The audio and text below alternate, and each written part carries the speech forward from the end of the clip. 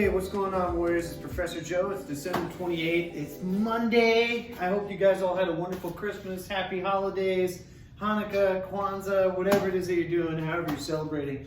I hope everybody is well out there. We're still continuing some solo exercises that you can do at home.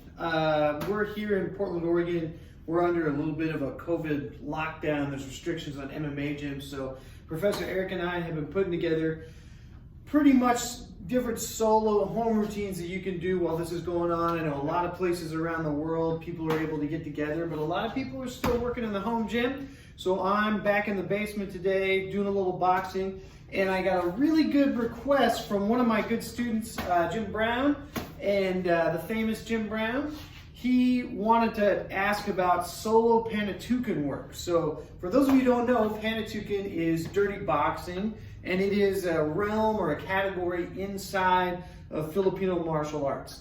A lot of our actual Western boxing originated in the Philippines, such as this pillar style guard, our stance, the way people throw like a cross and turn it over. Because if you remember, back in the olden days, Marquis of Queensberry rules, people would fight like John L. Sullivan like this.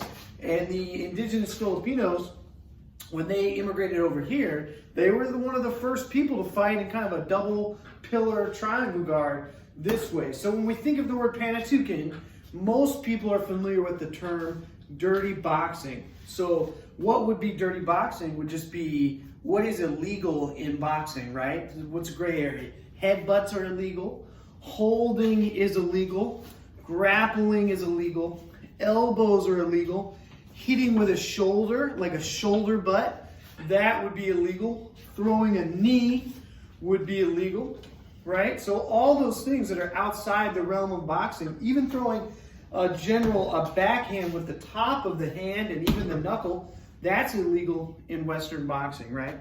So that's kind of the area that we're living in. So two ways that you can sharpen up your panituken skills are work on the fundamentals of boxing, like what are your short-term combinations, right? And I'm going to cover a few of those to get you started. There are ABCs that are in the JKD program already, right? But then consider everything else I just said. Grappling, headbutts, elbows, holding, controlling the guard, pushing, pulling. All those things are a little difficult to practice on solo equipment. You have to get a little creative to do them on your own. They are much easier with a partner, but there's a few things that you can do, so I'll go over a couple different series, and we're going to use these combinations, and then a simple method called cover and hit. We've done some videos on the cover and hit in the past on this channel, so if you haven't yet, please like and subscribe, and then go back and look at that. So cover and hit is either like a short vertical jab, or it can be like a ox hand, like you're trying to grab the throat. Again, this is street boxing, it's not for sport, right? So if I didn't have a glove on, maybe even fingers in the eyes or trying to smother the mouth a little bit. But basically the idea behind cover and hit is one hand hits or covers the center line, and the other hand is the blocking hand. So this would grab the person's bicep or tricep, or at least create some kind of a barrier or wedge. And then you should be able to do it on the other side as well when you change leads or you don't. So when we approach the bag, that might be our pushing motion, okay? So before we add that in, let's just go over a couple simple combinations. So one would be cross, hook, cross.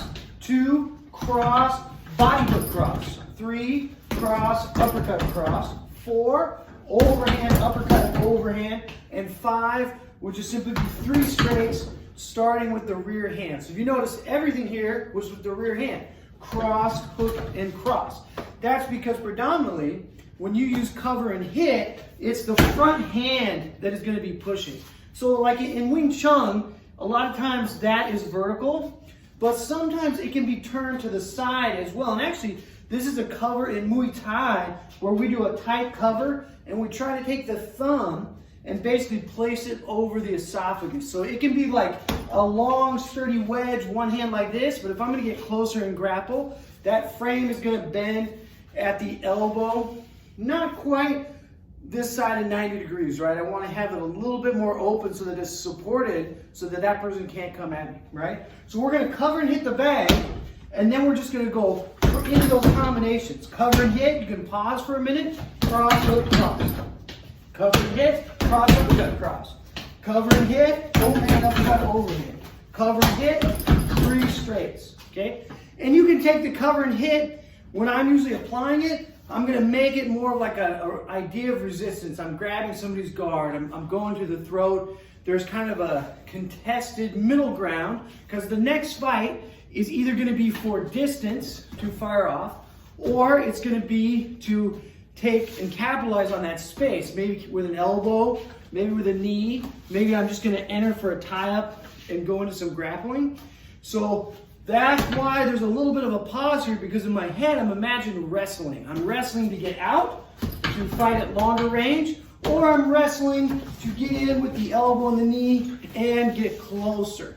And we gotta visualize all that when we have a static heavy bag hanging from the ceiling. The other way to approach it is to actually use that as the short jab and time it with the punches. So instead of cover and hit and pause and struggle, and then 1, 2, 3, it's gonna be cover and hit, 3, 4, right? Watch again, 1, 2, 3, 4. So I change the timing, because in that concept, what I'm thinking about doing is landing a hit and immediately following up. And you can see, I'm not even bringing this back to my face and then firing. This hit is gonna give me the time to get over there.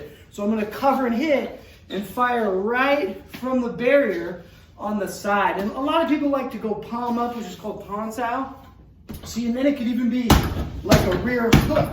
It just depends on the orientation that you put the cover into, okay? So play those 2 methods. Cover and hit, a little bit of a struggle, delay the timing. You imagine like grappling, either you're gonna move out or you're gonna move in. You're not gonna let the other person dictate that space. Or you're gonna do it all in one tempo and imagine that you're landing a shot to set up the other 3 motions. And again, it's the lead side tool, so all those combinations would work. Okay, then the next thing we wanna do, anytime you're at that distance, like I mentioned, when this touch happens, the lead elbow is right there. I'm trying to make space so you guys can see. So I might cover and hit elbow, elbow, rear knee. Again, elbow, elbow. That's it. So see, as soon as this touches my lead hand, the elbow should be right there. And elbows don't have to be, they don't have to be a thud, like very heavy, because the elbow is a cutting tool. So you want like that snap. Even if I don't intend to hit with it, sometimes I cover and hit, and this wedge here gives you a post that's hard for the person to remove, so it's easier to hit with the other elbow. It's easy to go back to grabbing the neck and firing the knee. So there's this concept in Kali where you'll go punch, horizontal, punch, vertical maybe, cover and hit. See, it's the same, that's upper diagonal. It's all there from that reference point. Like imagine I put my hand on top of somebody's guard. I'm just covering the knuckle, and then I'm gonna move in with the elbow. Again, things that are not legal in boxing. So let's do a couple combinations there. So one would be touch, lead elbow, rear elbow, grab, rear knee. Again, touch, elbow, elbow, knee, okay? Then we can start to add the headbutt. So traditionally when we do the headbutt on the bag, there's 2 ways to do it. One is to just shadow box the headbutt. Okay, so again, from this frame, now what I'm gonna do is I'm gonna headbutt and knee first, and then 2 elbows. Or I'm gonna headbutt, elbow, elbow. Because a lot of times when this headbutt comes down, see how my arm is here? Now I can just hit right away. So again, cover, headbutt, knee. You do that because a lot of times when you headbutt, now you gotta lift your own body back up for posture, or the person moves away from the headbutt. So if you get taller first, the knee is gonna come out second. If I hit, but they don't go anywhere and I'm not standing up again, now the elbow is going to come out first. Okay, so that's pressure, headbutt, knee. I got taller, elbow, elbow. Pressure, headbutt, 2 elbows, and then the knee at the end. Okay, now let's chain them together. Okay, so you can do the headbutt and the 2 elbows, or the headbutt and the knee, and that would be your jump off point, but keep the first section constant, okay? So I'm gonna cover and hit, 3 punches, right back to cover and hit. Headbutt, knee, 2 elbows. One more time. Maybe I'll do a different combination. Cover and hit, cross, body hook, cross, cover and hit again. Headbutt, knee, 2 elbows. Cover and hit, combination, back to cover and hit, headbutt, 2 elbows, knee. That's it. So that gives you 3 distinct opportunities to kind of build out this workout. And you could do it in reverse too. You might go cover and hit, headbutt, knee, 2 elbows, cover and hit, back to 3 punches. You can have whatever you want. You can knee at the end of that, like cross, hook, cross, knee, come back. But you don't add too much because then you'll be jumping around the structure. You won't really be getting anything done. So we just stick to like 3 or 4 separate combinations, but we're keeping the cover and hit constant. And then on the second set, the cover and hit is still constant, but am I entering with the headbutt followed by 2 elbows and a knee? Or am I entering with a headbutt followed by the knee and then 2 elbows? Or if you're not comfortable with the headbutt, cover and hit, 2 elbow, and then the knee that way, right? But you're not changing the structure of the defensive pattern. There's a lot of different elements in panituken that we could go over, but this cover and hit is one of the most invaluable, and it's easier to do on the solo equipment. All right, you guys, I hope you got something out of that. If you have any questions, please let me know. This video came as a great result from Mr. Jim Brown, asking a solid question on how to practice some of the panituken at home. I think this is a good building block. So next week, what we'll do is we'll enter into some of the pocket stick work, and I'll show you how to work that on the heavy bag or the double end bag that you guys have seen here in the basement gym before. And we'll just keep at it. But I don't want to layer in too much because, again, that's a big tendency is we kind of want to do everything. I want to, you know, grapple and hit and do kickboxing and punch and work the pocket tool. And pretty soon, before you know it, you're working on so much stuff that nothing is really solid. It's like if you work around your house and you're like, man, I gotta get some gardening done. Oh, I gotta cook a meal today. Oh, I'm gonna work on the roof. Oh yeah, the foundation needs a little bit of work. Oh, I was gonna put up the crown molding. And you have project after project. There's no way in a 24-hour day, maybe if you don't sleep, that you can get it all done. So we go, oh man, hey sweetie, it's Saturday. I'm gonna try to get the raised beds built today and get all the soil potted. You're gonna do one project to get it done to satisfaction. You're not gonna be jumping around everywhere. So the same thing, you wanna integrate your boxing that way too. Pick different tools that you're working on. So the real tool today is just getting the idea of cover and hit down. And what can I do after that? Oh, I can punch. Oh, I can elbow. Oh, I can headbutt. Oh, I can knee. All right, for those of you, last tip. If you haven't headbutted anybody in real life, you want to use the upper portion of the crown of the head. Typically, you want to look away. So yeah, you could take your forehead to the bridge of somebody's nose. Basically, you want to aim nose and below because you want to hit soft things with your hard head, right? But you don't want to hit the bag that way. And sometimes an elbow or something is coming and you could get cut on the eye as you come in. So a good rule in boxing, like if you watch people cheat at boxing and they get called for a headbutt, a lot of times they come in looking away, and I'm actually using the side or the rear of the crown of the head. So when I headbutt the bag, it's gonna look like that. I'm looking off to the side so that I don't get damage done to my face, okay?